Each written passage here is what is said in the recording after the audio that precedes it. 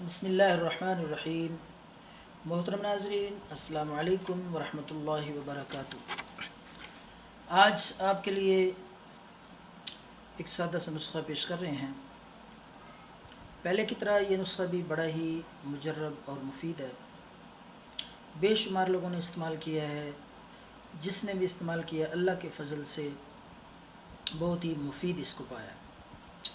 तो ये नुस्ख़ा हर शख्स इस्तेमाल कर सकता है, हर शख्स की ज़रूरत है और आसान भी है। ख़ुद बंदा घर पे बआसानी ये चीज़ें पिनसार स्टोर से ला के बआसानी इसको तैयार कर सकता है।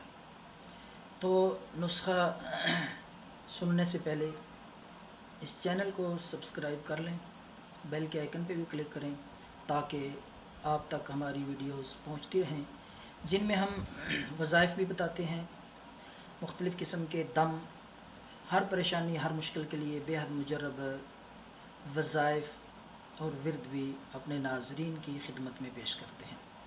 तो आइए हम आपको ये नुस्ख़ा बताते हैं। तो ये चंद चीज़ें हैं नाज़रीन जो आपने पिलसार स्टोर से लेनी है।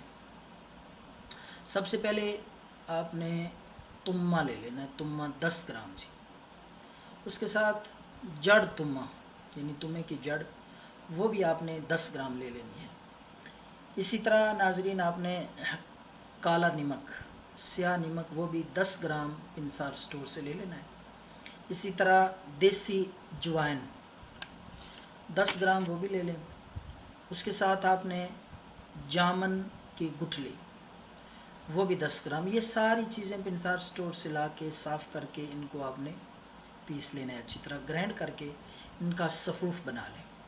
तो वो सफ़ूफ़ अपने पास महफूज कर लें। उसमें से 1 चम्मच सुबह, 1 चम्मच शाम को खाने के बाद आपने इस्तेमाल करना है रूटीन के साथ डेली। बेज़रर चीज़ है, कोई इसका साइड इफ़ेक्ट नहीं, देसी सादा सी चीज़ है, बेज़रर और बेधड़क आप इसको इस्तेमाल कर सकते हैं। तो ये शुगर के लिए, शुगर को कंट्रोल रखेगी इंशाअल्लाह ये सफ़ूफ़। और इसी तरह हर किस्म की एलर्जी के लिए, दमे के लिए, खांसी के लिए, बलगम के लिए ये बहुत ही बेहतरीन सादा सी दवाई है, आप इस्तेमाल करें।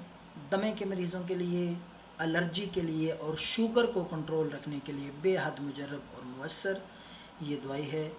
ये इस्तेमाल करें, दूसरों से फ़ी सबिलिल्लाह शेयर करें, दुआओं में याद रखें। अल्लाह हाफ़िज़।